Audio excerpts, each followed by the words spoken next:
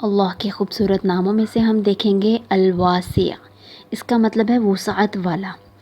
سورۃ البقرہ میں اللہ تعالیٰ کا فرمان ہے وَلِلَّهِ الْمَشْرِقُ وَالْمَغْرِبُ فَأَيْنَمَا تُوَلُّوا فَثَمَّ وَجْهُ اللَّهِ إِنَّ اللَّهَ وَاسِعٌ عَلِيمٌ۔ اور اللہ کے لیے ہے مشرق اور مغرب، بس جہاں کہیں تم منہ پھیرو گے وہیں اللہ کا چہرہ ہے، بے شک اللہ وسعت والا، علم والا ہے۔ سورۃ آل عمران میں اللہ تعالیٰ کا فرمان ہے قُلْ إِنَّ الْفَضْلَ بِيَدِ اللَّهِ يُؤْتِيهِ مَن يَشَاءُ وَاللَّهُ وَاسِعٌ عَلِيمٌ۔ آپ کہہ دیں بے شک اللہ کے ہاتھ میں ہے فضل، جس کو وہ چاہتا ہے دیتا ہے، اور اللہ وسعت والا، علم والا ہے۔ ہم دیکھیں ان دونوں آیتوں میں اللہ تعالیٰ نے اپنے وسیع ہونے کے بارے میں العلیم کی صفت کے ساتھ بتایا ہے کہ اللہ تعالیٰ علم کے ساتھ وسعت رکھنے والا ہے، جبکہ اللہ تعالیٰ کی وسعت جو ہے نا وہ بہت ساری اس کی صفات کے ساتھ آتی ہے، جیسے کہ اس کے علم کے ساتھ تو ہو گئی، پھر اس کی رحمت کے ساتھ بھی ہے، اس کی مغفرت کے ساتھ ہے، اس کے فضل کے ساتھ بھی وسعت ہے۔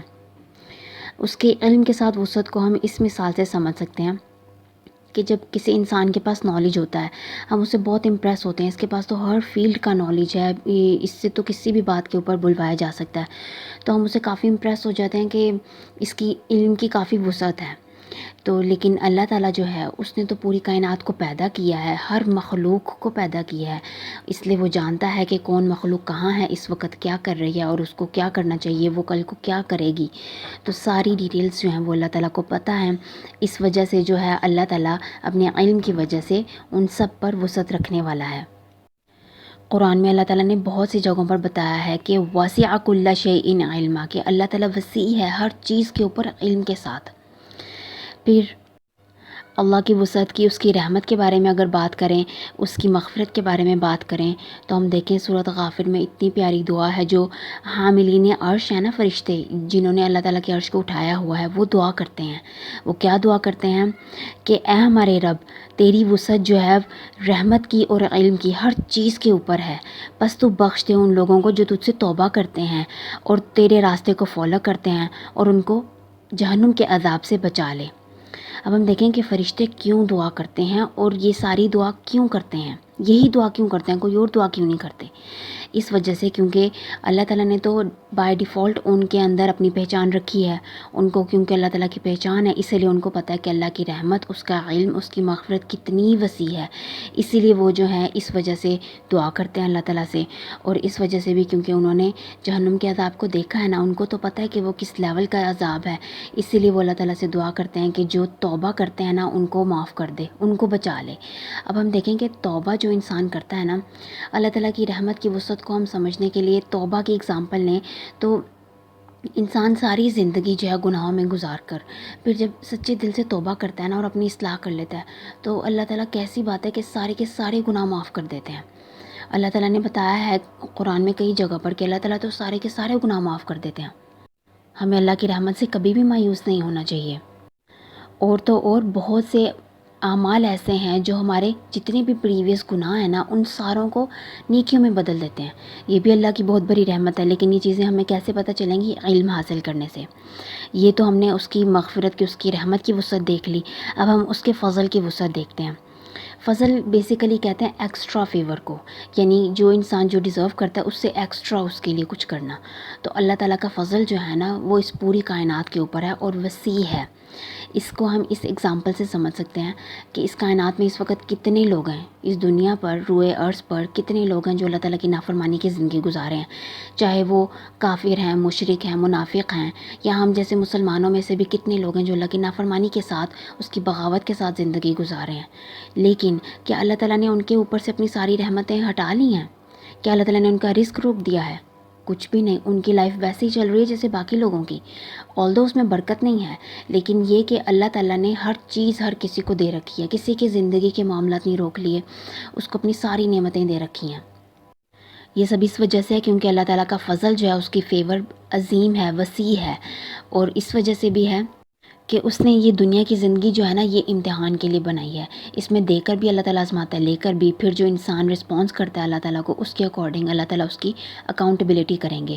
اور یہ بھی بات ہے نا کہ بہت سے لوگ، بہت سے نان مسلم بھی ہوتے ہیں اور بہت سے مسلمان بھی جو ہیں مرنے سے پہلے سچے مومن بن جاتے ہیں، اللہ تعالیٰ کی طرف پلٹ جاتے ہیں۔ تو اس لیے بھی اللہ تعالیٰ نے ڈھیل دی ہوتی ہے، اللہ تعالیٰ نے جو ہے مہلت دے رکھی ہوتی ہے، چھین نہیں لیتا سارا کچھ، ہو سکتا ہے کہ کوئی انسان پلٹ آئے۔ پھر ہم دیکھیں سورۃ البقرہ میں آیت الکرسی میں اللہ تعالیٰ نے کتنے اچھے سے ایکسپلین کیا ہے کہ وسع کرسیہ السماوات والارض، اس کی کرسی وسیع ہے، آسمان اور زمین کے اوپر چھائی ہوئی ہے، ولا یؤودہ حفظہما، اور اس کو ان دونوں کی حفاظت جو ہے نا وہ تھکاتی نہیں ہے، وہو العلی العظیم، اور وہ بہت بلند بہت عظمت والا ہے۔ اس آیت کے کانٹیکسٹ میں آپ کو نبی صلی اللہ علیہ وآلہ وسلم کی حدیث بتاتی ہوں کہ انہوں نے بتایا کہ کائنات میں جتنے بھی آسمان ہیں، جتنی بھی زمینیں، سارا کچھ ملا کرنا اللہ تعالیٰ کی کرسی کے آگے صحرا میں پڑے ایک انگوٹھی کی مانند ہے، اور پھر اللہ تعالیٰ کی کرسی جو ہے وہ اس کے عرش کے آگے صحرا میں پڑی انگوٹھی کی مانند ہے۔ یعنی پہلی اگزامپل میں ہو گیا کہ کرسی جو ہے اللہ تعالیٰ کی کرسی وہ ڈیزرٹ ہے، اور باقی ساری کائنات جو ہے وہ رنگ ہے، اور پھر اسی کی مثال جو ہے اللہ تعالیٰ کا عرش جو ہے وہ ڈیزرٹ ہے، اور کرسی اس عرش کے آگے جو ہے نا ایک انگوٹھی کی مانند ہے۔ تو اللہ تعالیٰ کی وسعت کی سمجھ آتی ہے نا اس مثال سے، اس حدیث سے، کہ اللہ تعالیٰ کتنا وسیع ہے اپنی ساری صفات کے ساتھ۔ یہ تو ہم نے چند صفات کو دیکھا نا، اللہ تعالیٰ اپنی ساری صفات میں وسعت کے ساتھ موجود ہے۔ اب ہم دیکھیں کہ یہ سب باتیں تو ہو گئی اللہ کی وسعت کے بارے میں۔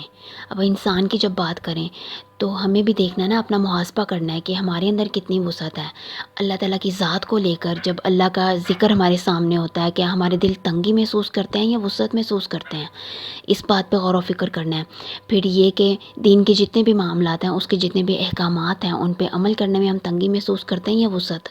اور اسی طرح سے اللہ کی مخلوق کے ساتھ جو ہم ڈیلنگ کرتے ہیں، جو بھی معاملات کرتے ہیں، اس میں ہم ان کے لیے تنگی کرتے ہیں یا ان کے لیے وسعت پیدا کرتے ہیں؟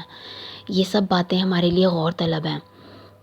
ہمیں یہ سوچنا ہے کہ اتنی بڑی ذات نے وسعت کے ساتھ وہ موجود ہے، اور میری زندگی میں اس نے اتنی وسعت رکھی ہے اپنی ہر صفت کے ساتھ، تو ہمیں بھی دوسروں کے ساتھ صفت کا معاملہ کرنا ہے۔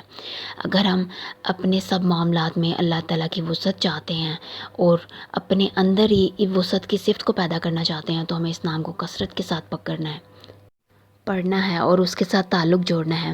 اختتام کرتے ہیں خوبصورت سی دعاؤں کے اوپر۔ اللہم اعوذ بک من ضیق الدنیا و ضیق یوم القیامہ، اے اللہ میں تیری پناہ چاہتی ہوں دنیا کی تنگی سے اور آخرت کی تنگی سے۔ یعنی وسعت کا اپوزٹ کیا ہے؟ تنگی۔ اگر ہم اللہ تعالیٰ کی طرف سے وسعت چاہتے ہیں تو ہمیں دعا کثرت سے پڑھنی ہے۔ پھر اسی طرح سے اللہم اغفر لی ذنبی ووسع لی داری، اے اللہ میرے گناہوں کو ڈھانپ دے اور میرے گھر میں وسعت عطا فرما۔ پھر اللہم انی اسألک من رحمتک التی وسعت کل شیء، اے اللہ میں تجھ سے تیری رحمت کی طلبگار ہوں جو ہر چیز کے اوپر چھائی ہوئی ہے، ہر چیز کے اوپر وسعت کے ساتھ موجود ہے۔